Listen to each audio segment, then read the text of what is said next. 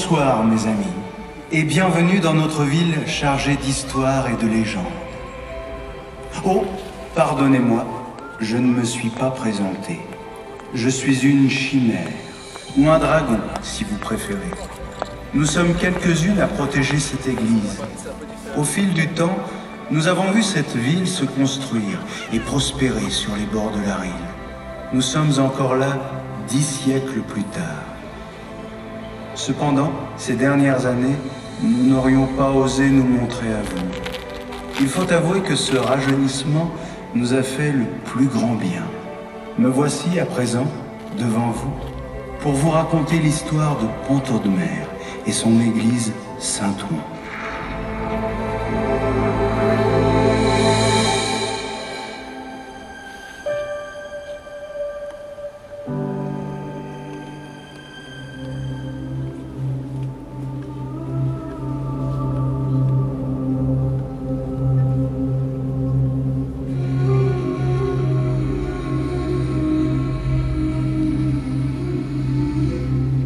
Les premières traces de la ville seraient apparues durant la période gallo-romaine sous la forme d'un poste militaire chargé de protéger 2 ponts construits sur une voie romaine.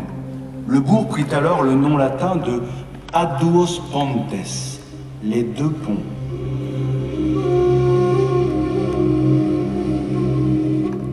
Quelques siècles plus tard, un comte carolingien d'origine germanique, Aldemarus, aurait protégé la ville des Scandinaves et reconstruit un pont en ruine qu'on appela Pons Aldemari, duquel serait issu Pont-Audemer.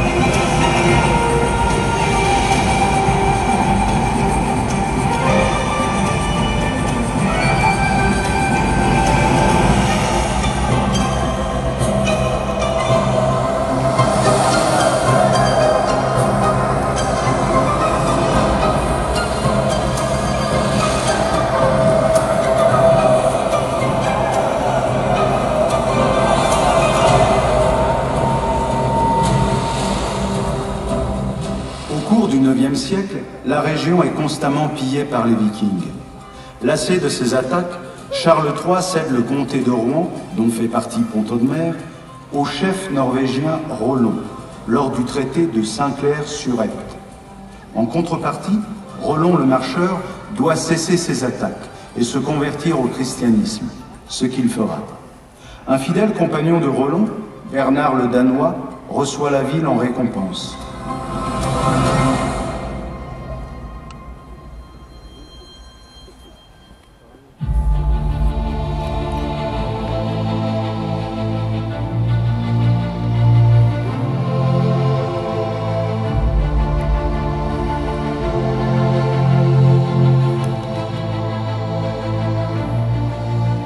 Torf le Riche, le fils de Bernard le Danois, lui succède à la tête de la seigneurie de Pont-Audemer. Au XIe siècle, les seigneurs de Pont-Audemer firent construire un château sur la rive droite de la Risle, au Mont Carmel. Certains attribuent cette construction à Galérand II de Meulan, d'autres à Anfroy de Vieille, le petit-fils de Torf. Stratégiquement importante, grâce à son port, la ville procure 60 navires à Guillaume le Conquérant dans sa conquête de l'Angleterre. À la même époque, les premières pierres de l'église romane Saint-Ouen sont posées.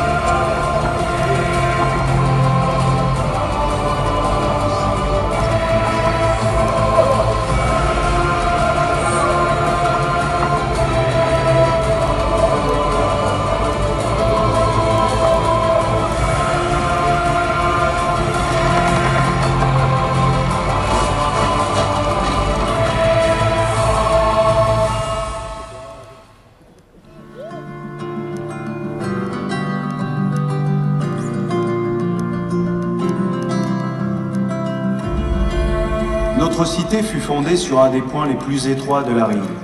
L'endroit est abondant en eau, bois et bétail. De nombreux artisans s'y installent, créant notamment des ateliers de tannerie. Pont-Audemer est en plein essor.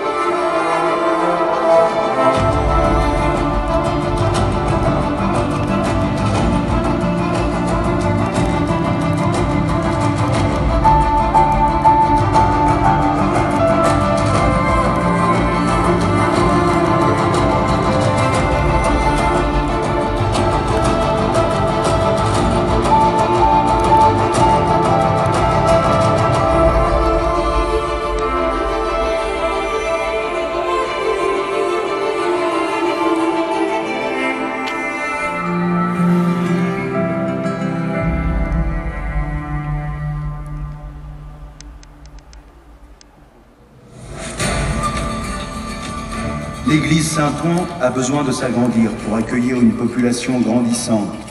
Mais un événement va repousser les travaux, la guerre de 100 ans. Ce conflit opposant le royaume d'Angleterre et le royaume de France va endommager la ville.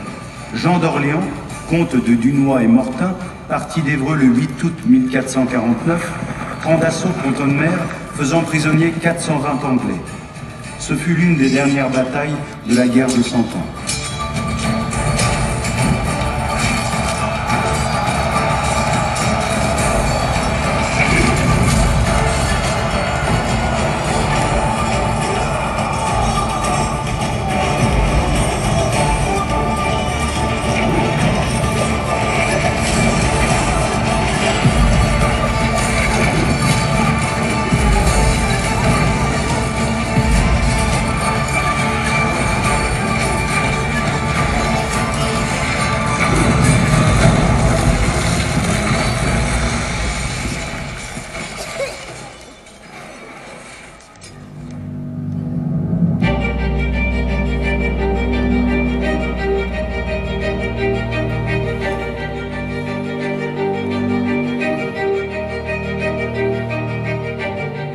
La guerre terminée, l'agrandissement de l'église peut enfin débuter.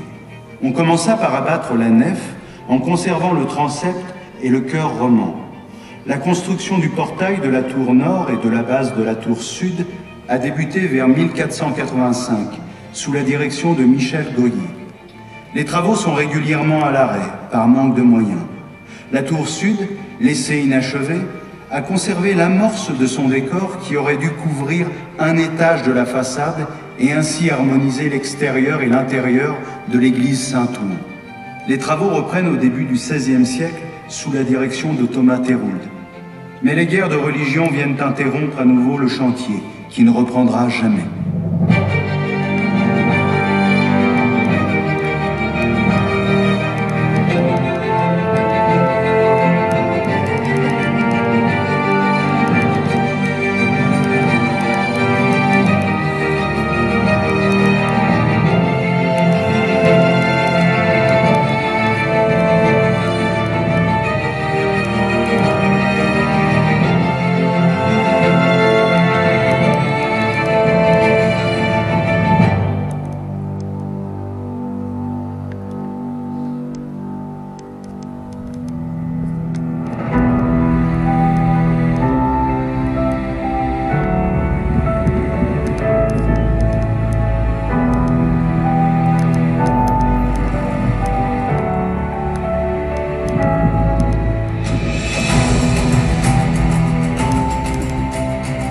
L'économie florissante permit la construction de belles habitations à pans de bois.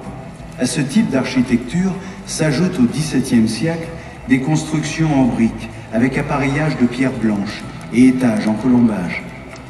Au XVIIIe siècle débute l'industrialisation de la ville. Une importante communauté anglaise s'installe et amène de nouvelles techniques dans différents domaines. Au XIXe siècle, 3 activités principales sont alors présentes.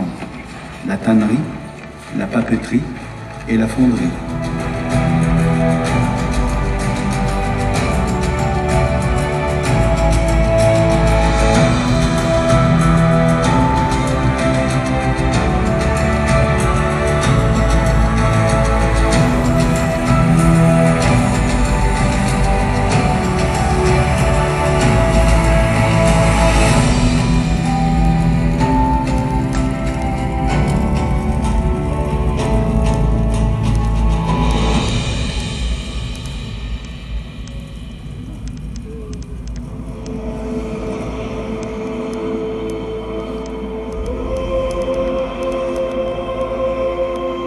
Les conflits importants du XXe siècle ne nous ont pas empêchés de protéger la ville et l'église.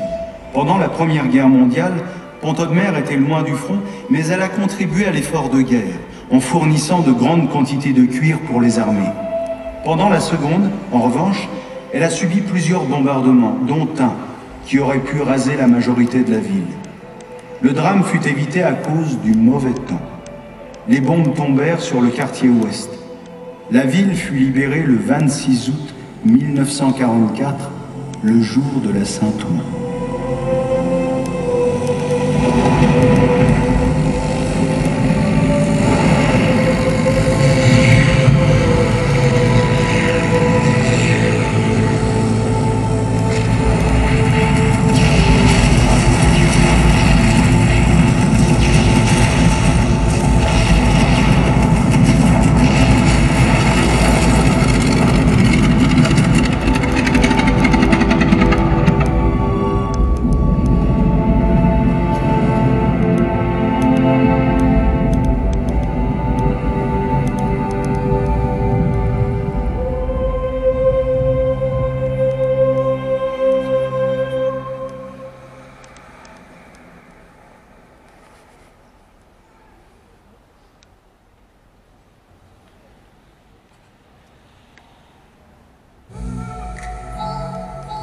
Nous voici maintenant au XXIe siècle, parés à affronter le futur. Il reste encore à nos enfants tout un monde à inventer. Ce sont eux qui ont imaginé à travers leurs dessins le décor qui va suivre. Découvrez Pont-Audemer, tourné vers l'avenir.